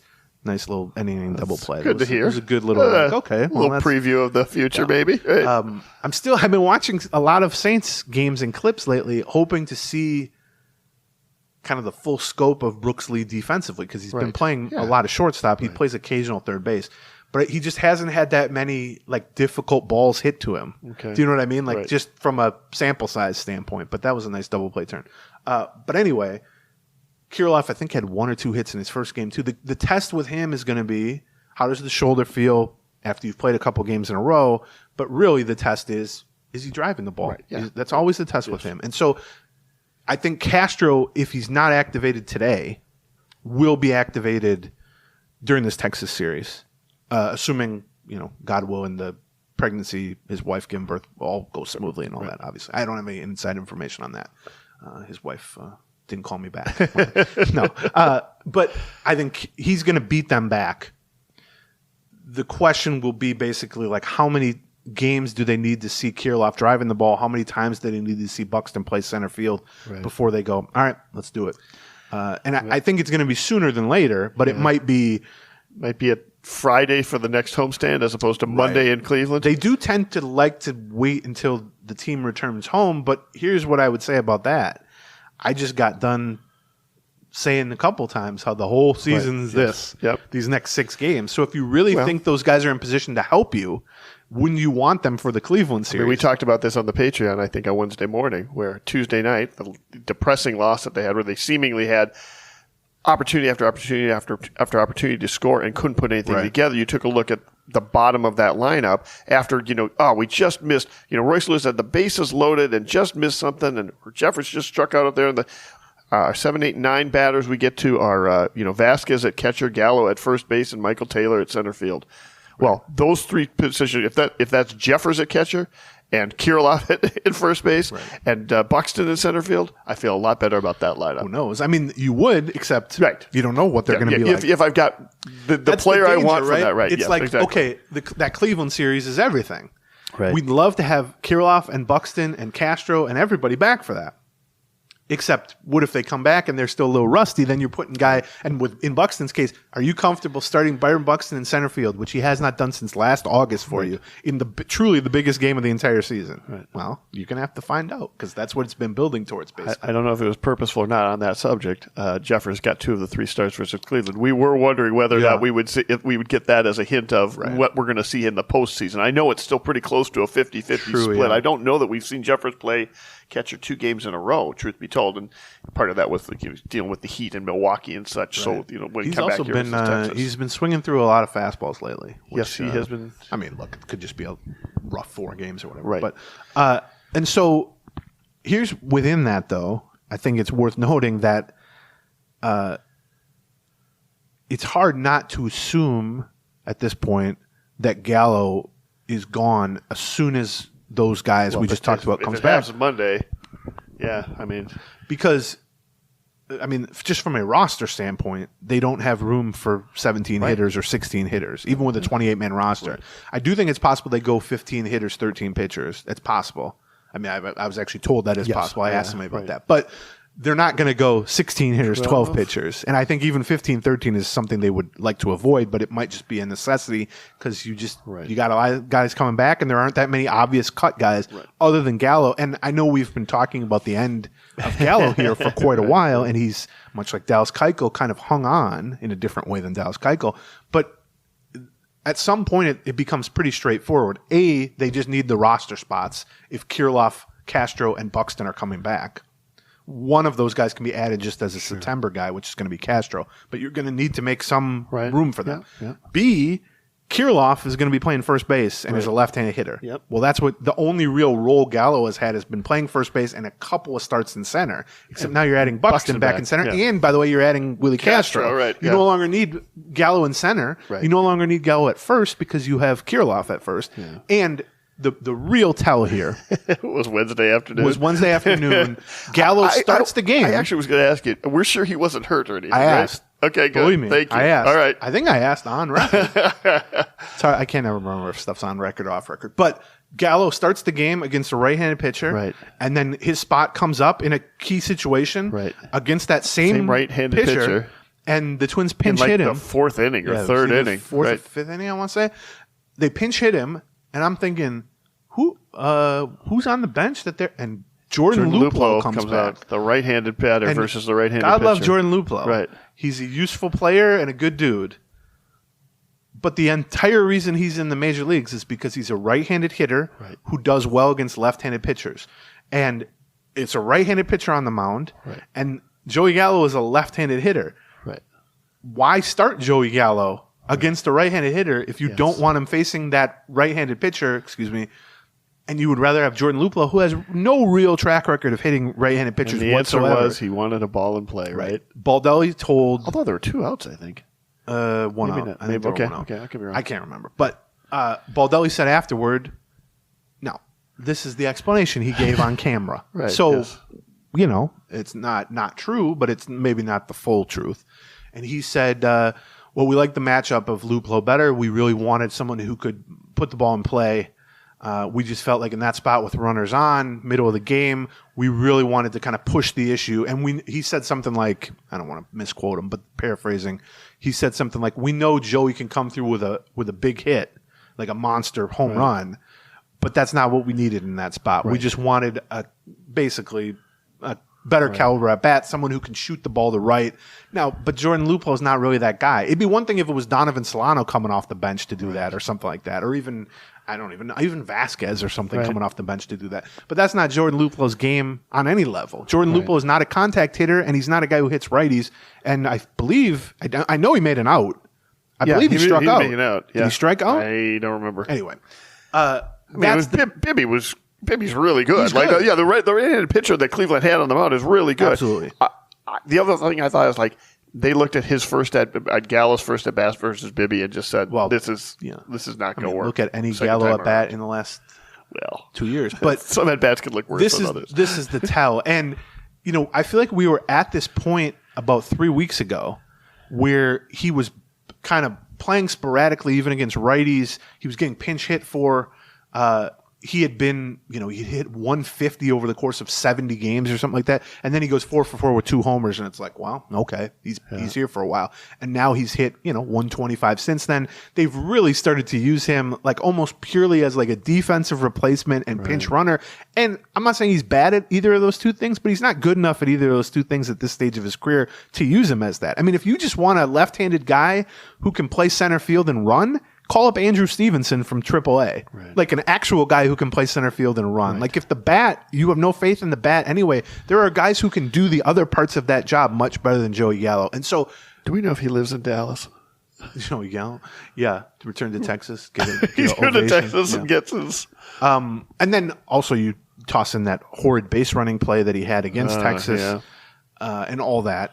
I think the end is near, and it's deserved. I mean, I don't want to be like too harsh on this guy as a person. He's been through some tough times here the last couple of years, but that experiment, that $11 million investment just has not worked. And they're at a point now from a roster standpoint, but also just from like a usage standpoint and a talent standpoint, he's not someone who needs to be in the mix at this stage. Like they have guys who can do everything he does much better, and he's holding back other guys. And that's not even to mention guys like Stevenson or Austin Martin or whoever who can do that job and are going to be stuck at AAA. They've certainly given him every opportunity. So much so that we actually started talking on one of the Patreons this week about whether or not we need to reevaluate the Twins when they give a 1-year contract to somebody and what it means, because it seems to mean more than we think it should mean. It's been a mantra of this podcast for 10 years.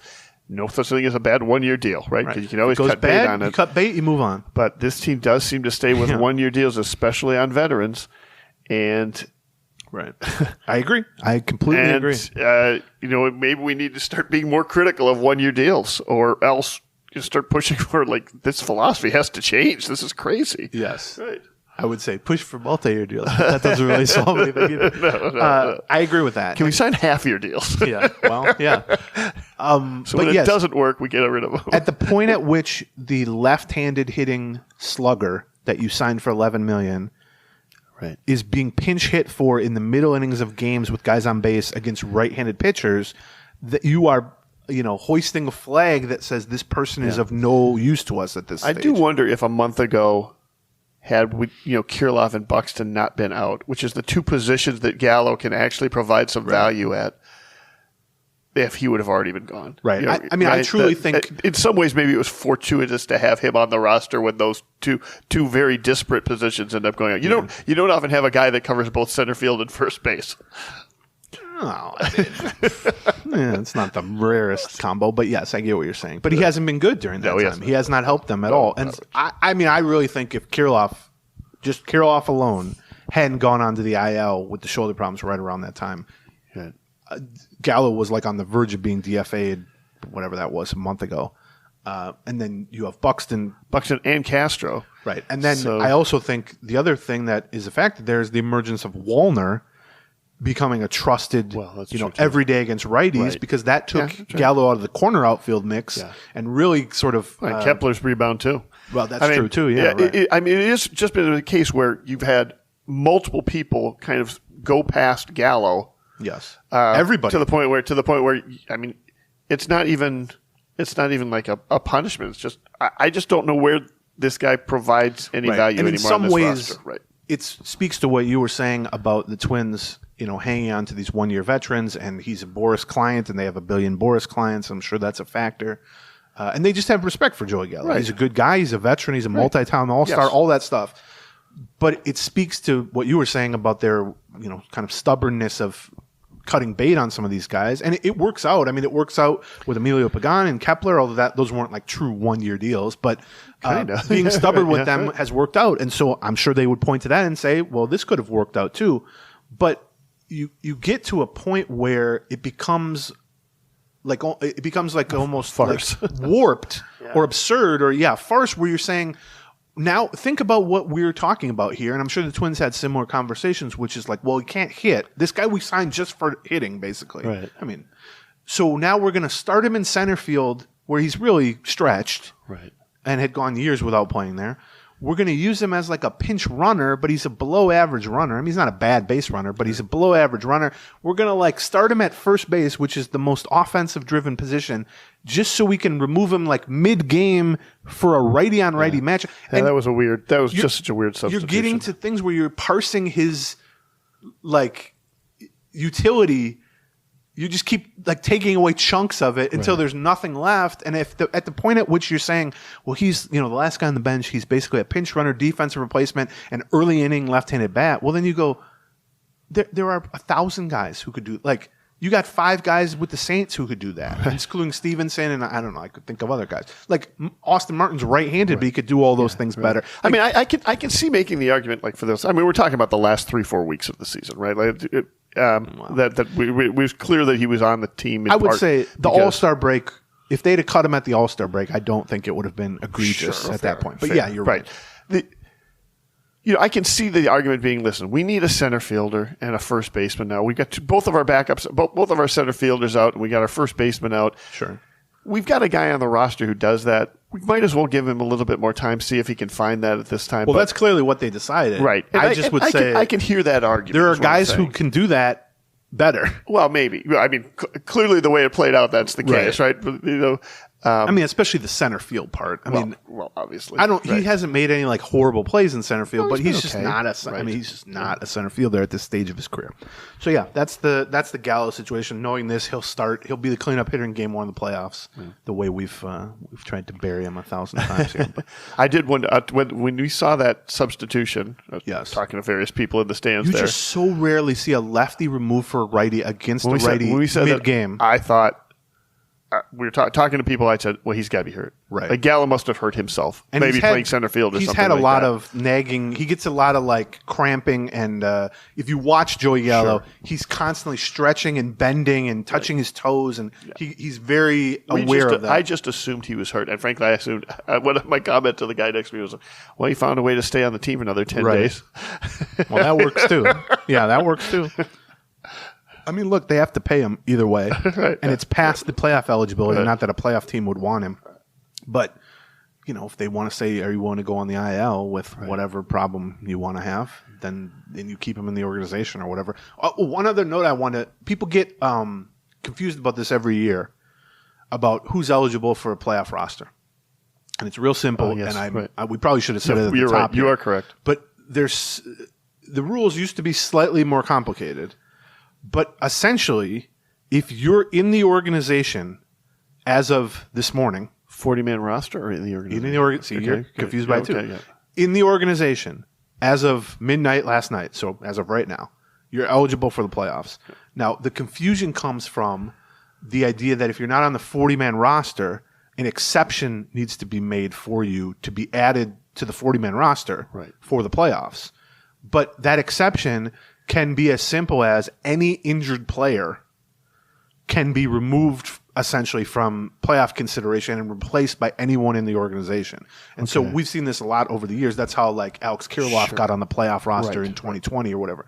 So essentially you could call up some dude from rookie ball as a pinch runner if he was the fastest guy in your organization and just say he's replacing, I don't know, Jorge Alcala, who's just on the injured list, or whoever's on the Tyler Mahle. One thing the Twins got plenty of is dudes on the injured list. That's fair. So if you just think of it as anyone on the injured list, like on the 60-day, can be substituted for with anyone in the organization from top to bottom, whether or not they're on the 40-man roster. 12:01 a.m. September 1st. That makes everyone who's there eligible, basically. I mean, they need to do some paperwork to make that happen. If you've got 2 or 3 guys on the injured list, you certainly don't have 2 or 3 guys who aren't on the 40-man roster that you want to call out for the playoffs, right? And so when you think about, who could they add? Like Austin Martin isn't on the 40-man roster, but he can be on the playoff roster. He's eligible. Everyone's eligible. Now, I don't know that that'll come in play for the Twins because, as we've talked about, they got too many hitters potentially anyway. Yes. And most of the pitchers, like we're talking about Varland coming up or Brock Stewart coming back and all that, they're already on the 40-man. But just theoretically, and this applies to other teams too, if the guy's in the organization today, they can get him onto the playoff roster if they want him to be on the playoff roster. Okay, let's see. There were like 1 or 2 little notes I just always like to clear the books here. I don't know, Correa, just in general, had like his worst month overall. Somebody asked me, was the Correa Rosenthal thing, a calculated decision by the Twins to explain how he has been so bad recently? And I have some unique insight into that because I watched it happen. Right. Yeah, I know. And I explained what you're about to explain. So go ahead. We were in the clubhouse. It was the first game of Fox did the game the next day. Right. I can't even. I've lost all. I think Saturday was the Fox game. Whatever. So the Friday day before, Ken Rosenthal's right. in town, and Ken Rosenthal is my colleague at The Athletic, but he also does television for Fox. And so they tend to, when they're doing a game at Target Field, he'll come in the day before and do interviews with people because he's really good at his job and he wants to get a sense of the team that they're covering the next day and all that. Right. So we're standing in the middle of the clubhouse, and it's Dan and me and Ken Rosenthal are just chatting. Three of The Athletic's finest, sure, really. Of course. Yes. Just three of the all-time great baseball I like reporters. that you left off the noun. Finest what? You're saying, or what? Yes, right, yeah. Finest, yeah. Just finest. Yeah. Three of America's most wanted. And Correa walks by and goes to the back where his locker is. And Rosenthal says something, how's he been doing? Rosenthal's interviewed him many times before, obviously. And Dan says, actually, that's a good chance. If you want to interview him, that's, go do it. Ask him about how he's feeling, all this stuff. And Rosenthal goes, yeah, all right, I'm going to do that. And he walks over, and they have a that's why it happened. 15-minute conversation. Yes. Neither of them were prepped for it. It wasn't some master plan. So what prompted it was having a Saturday game on Fox, such that Rosenthal was in the clubhouse and has a relationship with Correa. He also talked to Kepler, and he talked to Baldelli, and he talked to Falvey, and all that stuff. And so, if you read what he wrote, which was good, it really kind of hammered home the stuff we've suspected. And Correa has said the fact that he's got plantar fasciitis has not been a mystery. No. I mean, he's been open about that since 3 months ago. The extent to which it is bothering him has been the mystery. Yes, and I think it's it's one of those things where you say how you feeling to him if you're not Ken Rosenthal. Right. Yes. If you're just someone who sees him every day, he says, "I'm feeling fine. I'm playing today," and he's played 90-something% of the games over the last 3 or 4 months or whatever, for better or worse. But when the best baseball writer in the world comes up to you and says, how you feeling? You say, not great, actually. Would you like, let's talk about it. Right. And some of the quotes were, I don't think surprising to anybody, but the extent to which I think he basically said, this is the worst injury I've ever had in my life. Right. And he's had some broken stuff. Yeah. He's had injuries that cost him $150 million. Right. Well, yeah. And he says the most painful thing I've ever dealt with, but the difficulty of it is, and guys who have had this, Baldelli talked about this. Baldelli had it for a whole season and then it just went away. There are some days you wake up, many days you wake up, and your foot might be a little sore, your heel may, but you're like, I feel pretty good today. And then in the third inning, you move one direction quickly and you go, oh, this is the worst I've felt in my entire life. Right. And then for the next 3 days, you're either out or playing through something. Right. And then all of a sudden it's back to feeling good again. Double play after double play after double play. Well, I mean, it's clear from his speed. It's hard to remember now, but when Correa first came up, when he was 20, 21, 22, I mean, he's pretty fast. He stole bases. Yes. He wasn't fast for a shortstop, but he was pretty fast. And you can look just at sprint speed. He's basically gone from, I think he was like in the 80th percentile his first couple of years.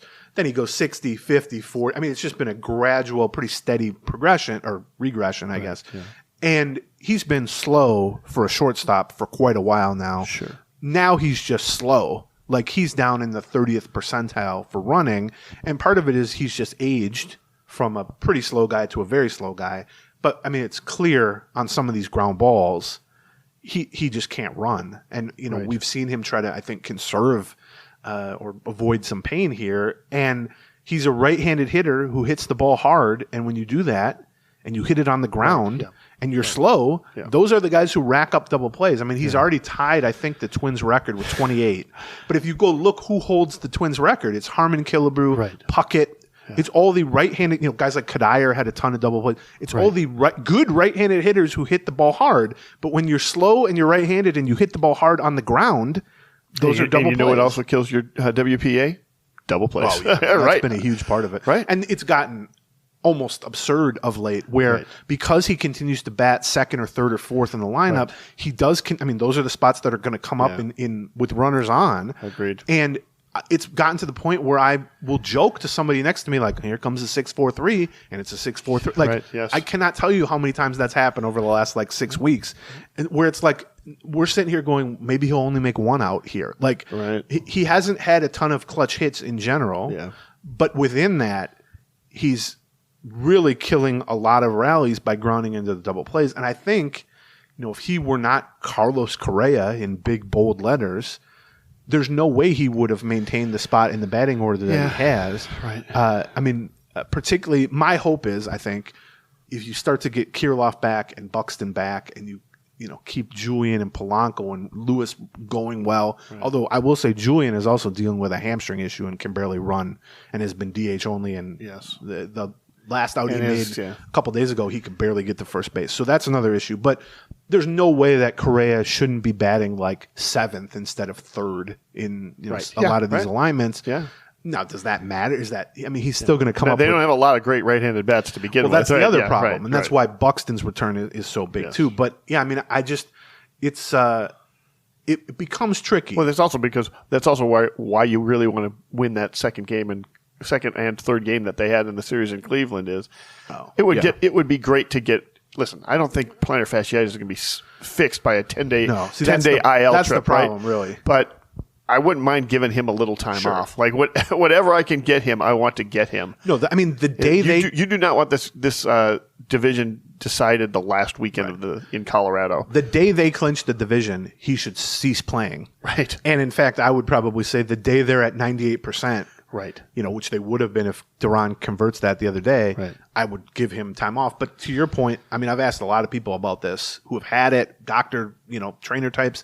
It's not a thing that's going to go away in 2 weeks or even necessarily a month. Like for Baldelli said he had it the whole season one time in Tampa Bay, and it was brutal. Like it was just horrible. And like near the end of the offseason, after like basically taking an entire winter off, it finally felt okay. One day he woke up and it was fine. One day, 3.5 months later or whatever, having not done anything on his foot. Right. But you can't. That's just not viable right now. It turns out there's not a schedule. It's not like a bone healing. Yes. Right. And you hope that whatever happens to Correa down the stretch and into October this season, that he is able to then experience what Baldelli did, which is take the off season and let's say Jan 1, all of a sudden he's going, oh, actually my foot feels good, but there's no guarantee of that either. This is a thing that can end careers essentially. Like go back, Google Timberwolves Michael Williams if you really want a bummer. And so I think it's very obvious now that a huge part of Correa's struggles this season are related to the foot.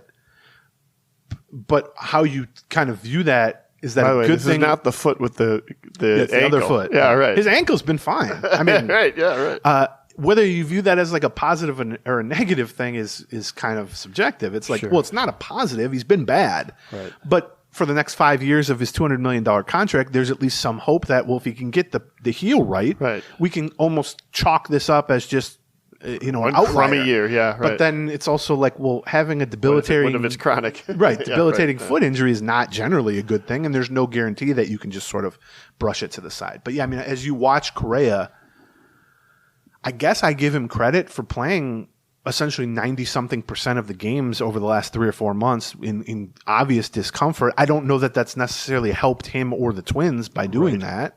I don't know it's hurt them.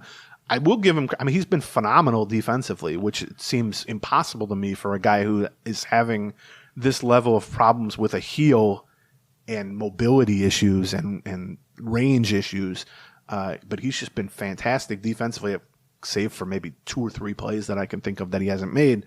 But yeah, he's clearly hurt, and I don't know that that's going to be better by October, even if you are able to rest him a little bit. But the sense with Correa. And I think there's some wish fulfillment in this because he kind of talks about this. Baldelli kind of talks about this. And even guys behind the scenes will kind of talk about it. They're kind of hoping no matter how bad this season goes for him, and he's not going to end up with good numbers. He's going to end up with the worst numbers of his career almost no matter what happens. They're kind of just hoping like get him to October and it'll be different. Just because he's different in October. That's like the whole premise of Carlos Correa, right? Is like he's really good, right, and then he's great in October. Right. going to be tricky this year. It's going to be tricky this year. I mean, I think that's just a tricky premise overall. I think the idea that the guys we think of as amazing in October, I don't know that if you'd had them play 100 Octobers, that would have necessarily been borne out. But if you have them play 7, sometimes you flip a coin 7 times and it lands on heads 6 times, and then you go, this is a heads coin. Right. Well, I don't know that that's really true. The idea of, David Ortiz is Mr. October, Derek Jeter is Mr. October. Well, yeah, they're good players who rose to the occasion X number of times. I don't know that you could then play 1,000 Octobers and always count on that. And Correa's great October. He's done it 4 or 5 times throughout his career. Right. He is one of the best performers in the history of October. I will note that at least one of those great Octobers came for a team that was found to be cheating.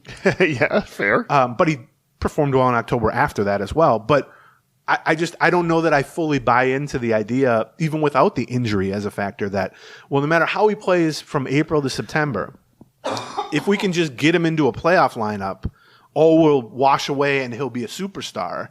I don't know that that's logically a thing. Right. And you toss in the foot injury, and I really don't know that that's logically a thing. But with that said, he could have the worst season ever. And if he hits a 3-run home run in Game 2 of a first-round series and propels the Twins to I keep kind of waiting for that moment.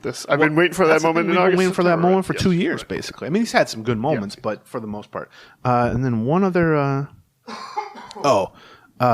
Josh Donaldson. I thought we should at least mention Royce Lewis getting back-to-back grand slams this last week. So, if you're looking for a guy who looks like he's coming around in the clutch, yes, get him to October. Yeah, right. And then the bum only hit a solo homer in the third game. He choked with the bases loaded. So I was mentioning, yeah, it's true. I was mentioning that we were talking to Chris Paddock, and everybody kept coming up to him excited to see him. So Royce was among those players, Royce Lewis, and Royce is such a nice, sort of humble person that he didn't want to interrupt the writers who were interviewing him. He was the only person for whom that was true. And so he just sort of lingered, and I stepped aside, and I finally was like, go ahead, say hello to your friend here. And he steps in to just shake his hand, give him 5. And Chris Paddock goes, Mr. Grand Slam himself. And this was this was the day before, the morning after he had hit the second Grand Slam. Yeah, that's right. And he goes, you got it. You better hit one tonight while I'm here. And Royce goes, I'll see what I can do. He had a chance. First inning. Solo homer only. What a bum. But yeah, Josh Donaldson will end on this. But Josh Donaldson released by the Yankees, who didn't want him around in September for a team that's out of it, and signed yesterday, just under the wire, with the Milwaukee Brewers. No way. A minor league contract. He's heading to AAA Nashville for what will be a short stint, and basically because he hasn't played since June. The Yankees had him on the 60-day IL, which resets when you're traded. The plan, it sounds like, he signed, 6 hours before the deadline for playoff eligibility, so he's eligible for the playoffs. He'll go to AAA, try to show he's healthy, try to hit a little bit, and then come up for the Brewers, who apparently are going to play him at third base, it sounds like. They have a rookie who's not been good at third base. That'd be a hell of a story if Josh Donaldson plays well down the stretch for a division-winning team and then has a decent October after being... Or single-handedly tanks them. This is the other thing. Yeah. It's an interesting ingredient to add to a recipe at the last minute. I'll say that. Yeah. We've heard teams in the past, including the Twins, including the Yankees, who have kind of said, well, we know he's a big personality, which I saw a quote from somebody from the Brewers who essentially said the same. It's big personality. I like that. Yeah. It's like they used the same quote from his press conference at Target Field, and I'm sure Cashman said the same thing when they traded for him from the Twins a couple off seasons ago, which is, we know he's a big personality, but he's a veteran. He's been through the wars, and whatever you want to say about Josh Donaldson, A, when healthy, he's been an exceptional player, and B, he's been to the playoffs 1,000,000 times with 1,000,000 teams. Him facing the Twins in the World Series is going to be one hell of a story. Yeah, that'll be good. I look forward to interviewing him. I've got one more thing to end on. Statistically speaking, according to the latest survey from the U.S. Federal Reserve, how many people have more than $10 million? A net worth of $10 million puts you in the top 2.5% of households in the United States by net worth. Which would mean 300 Yeah, but that's people. households, because that's 2 people. Yeah, but how many times? Of our 12,000 downloads, it's got to be going with almost 12,000 households. You're trying to tell me that 300 people that listen to us. No.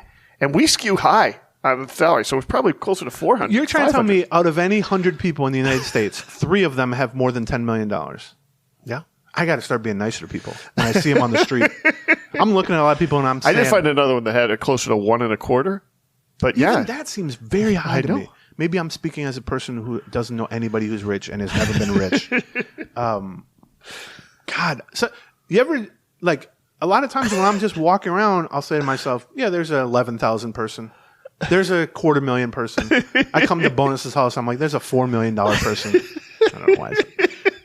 You're like the richest guy I know, and it's not clear to me. I don't think that's you true. could buy a car without, like, some issues. So that's why when you say there's 3% of the population.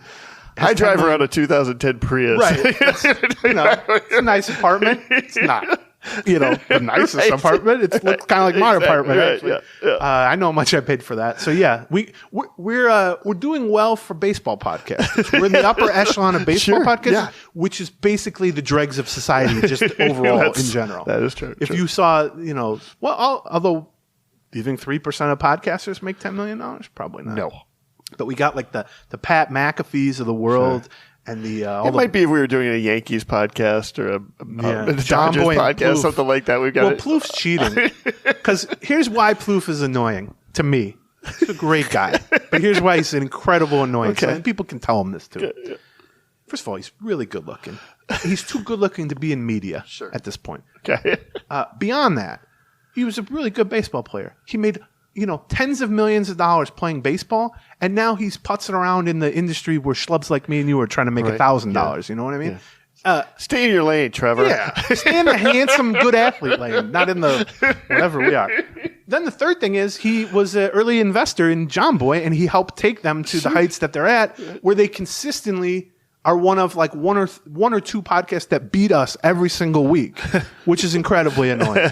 Yes. And then I think to this $10 million point, well, Trevor Plouffe has $10 million from playing baseball. Sure. And now I'm starting to think he might someday have $10 million, if he doesn't already, from being on podcasts, which is infuriating to me. So maybe if he listens to this podcast, he can count against one of the 300 that we've got listening. In which case, he should send me some money. Here's your 2 options, Trevor. I'll give you 3 options. 1, quit the podcast game. Leave it for the uggos like us. Number 2, you can continue to do podcasts and YouTube, but you have to wear a bag over your head. You can't. I'm sick of looking at you with your nice hair and all this stuff. Number 3, just give me some money, because all's forgiven at that point. Yeah. Anyway, we will be back on Monday with a Patreon episode. We'd like for you to join us and give us some money. Yeah.